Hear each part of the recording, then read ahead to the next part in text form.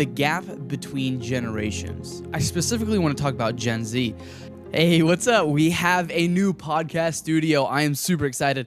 Thank you to my lovely wife, Hannah, and my in-laws for helping this happen. They got me some nice fancy mics and other tech and this beautiful backdrop, acoustic panels, all that stuff. So thank you very much for those who helped me out. I plan on really enhancing this podcast. But today we're going to be talking about the gap between generations and the anxiety problem we have. It's really interesting. So Gen Z, just for what Google says, that generation is 1997 to 2013. I was born in 1999. So yeah, 25 years old. I am a youth pastor, so I am currently pastoring Gen Z while I am Gen Z, and I recently had an experience that really made me realize the gap between even one generation. Me and my wife, Hannah, we recently went and watched the best Christmas pageant ever. I think that's what it's called. Let's see, I have it on my phone right here. The greatest Christmas pageant ever. Highly recommend that movie if you haven't watched it. It's very clean. So I'm not much of a movie crier at all, but I did cry in this movie.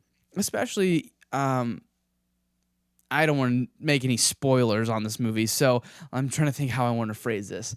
But there was a moment where this crazy rebellious kid has quite literally a come to Jesus moment, and we see Jesus soften their heart. And that really made me emotional because, how do I want to say this? I saw people that are in my life be that person, be that character in that movie. I've seen the impact of Jesus really changing somebody's life. I saw myself there. Jesus changing my life for the better, forever, for good. You see the impact that Jesus really makes in somebody's life.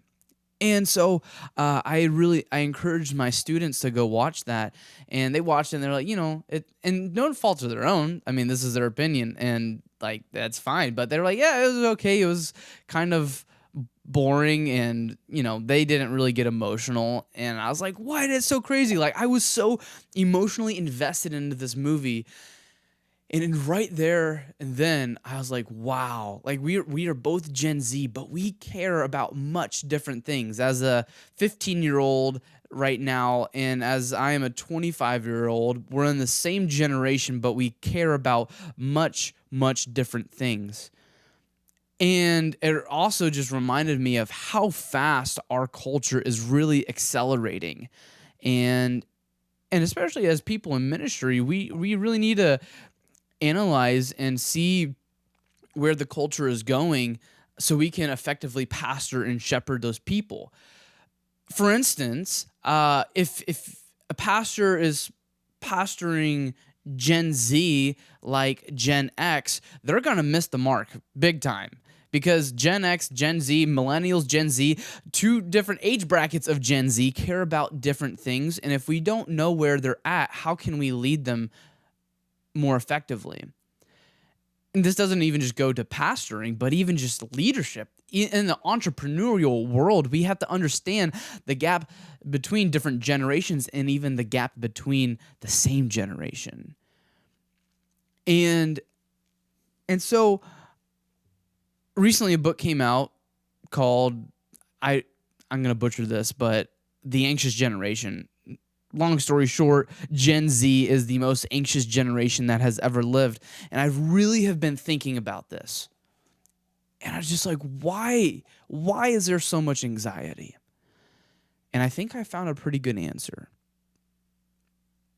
We quite literally have almost an infinite amount of knowledge at our fingertips. Think about this. When everything was created and Adam and Eve were on this earth, the sin they committed was they ate the forbidden fruit, the tree of the knowledge of good and evil. When they ate that fruit, they had an increase in knowledge. They didn't know about sin, but now they did. They didn't know they were naked, but now they did. And in my thought, my theory is, what if we just know too much? I mean, we see the power and the beauty of a childlike faith, and I think all of this knowledge hinders that childlike faith. When was the last time you didn't know an answer and you were okay with just not knowing? You're just like, I'm just going to keep the wonder there.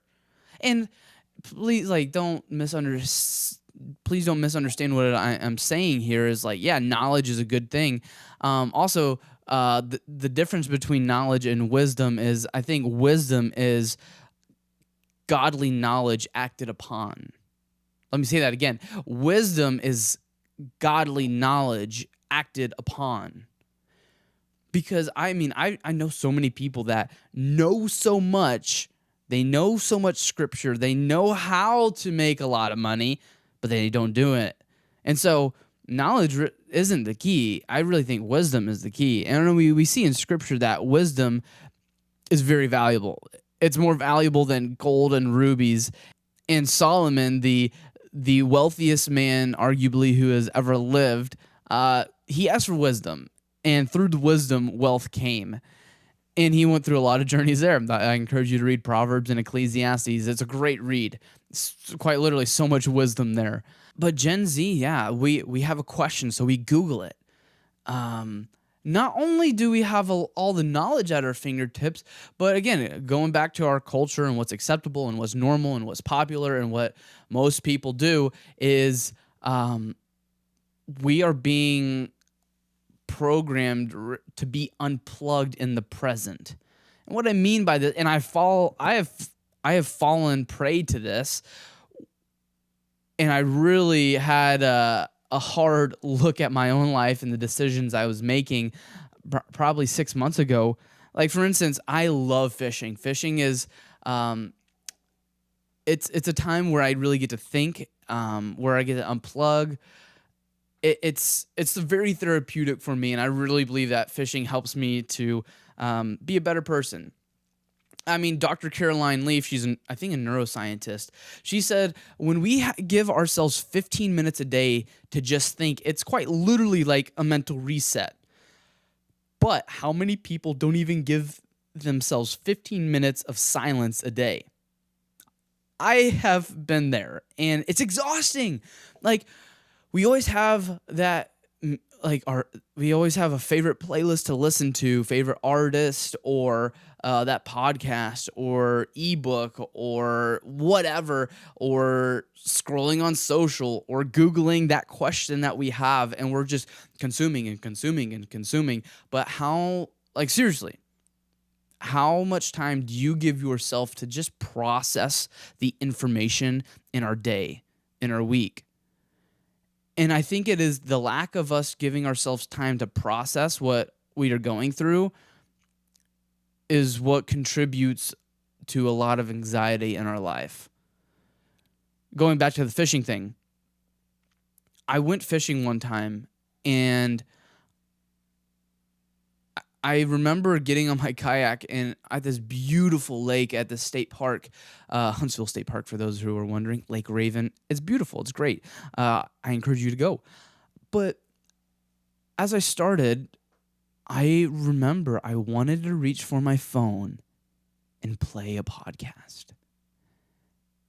I don't remember if I did or not, but I remember thinking, like, I just had that urge and that desire to listen to something, to consume some type of content.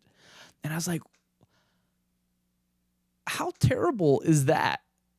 I'm in this beautiful lake on my kayak fishing, doing what I love to do. And I want to essentially partake in something that will take me out of that moment. And that bothered me, as it should. And so I've been intentionally giving myself moments to just sit in silence. And so I just remember after that couple-hour fishing trip, and I didn't listen to anything, I left there so refreshed. so energized, so focused, and felt like I had so much clarity. And and I want to ask you, do you feel focused? Do you feel like you have clarity? Do you feel like you have drive? Or are you just letting your life, are you just letting life and culture dictate what you do and when you do it? Are you living by default or are you living by design? Are you living with intentionality and purpose? Are you doing what you want to do? And if you're not doing what you want to do, it's probably because you don't give your time to think, time to really rest. Not just the rest that you turn your brain off and play a video game or watch your favorite show or series. And there is a time and a place for that. But if we're going to be real, let's be honest, and I'm talking to myself here, watching TV shows after the day, it's nice, it's entertaining, it's good to unplug. But I don't feel like I ever have more clarity on my desired destination after that. You know what I mean? Desired clarity. Clarity on your desired destination. Clarity on your desired destination. Do you have that? And if not, it's probably because you don't give yourself enough time to think. Clarity on your desired destination. You were created with a plan, a purpose, not just a future, but a good future. When you were in your mother's womb, God knitted you together. And that is such a beautiful thing. And so what I want this episode to be about is for us to maybe take a step back and analyze, what are we doing?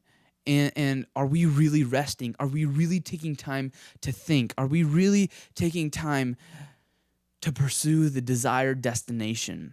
And if you struggle with anxiety and stress, hear me out. Maybe the thing you think is what helps you escape from the anxiety and stress. Maybe that's alcohol. Maybe that's food. Maybe that's a relationship. Maybe that's social media. Maybe it's a certain amount of likes or attention. When people slide up and say, you look good. What is that thing you think as, yeah, I'm just resting here, but you're really not resting. You're just escaping. You're just escaping. You're just running from it, not dealing with it. Taking time to be in silence and think and analyze where you are and where you want to be, that is where we deal with the anxiety and not just run from the anxiety. Numbing, like I think we're doing too many things that numb us instead of just deal with it. And so in closing, what I want to encourage you with is take time to really rest and not just run from what you're going through. To really rest and find clarity and not just numb or shove under the rug what you're going through. Because I think when we do that, when we really rest, when we spend time and thinking, I think we become a much better version of ourselves. And that's what I want you to be. I want you to be the best you that you could possibly be. And that requires living by design and not default. That happens with intentionality and purpose. And I just want to say, I believe in you. So thank you so much for listening. I really appreciate it. If you could do me a favor and subscribe to this, comment, leave a review, that will boost the algorithm and have other people find this podcast more easily. So thank you so much. I really do appreciate you. I believe in you. Be blessed and be a blessing.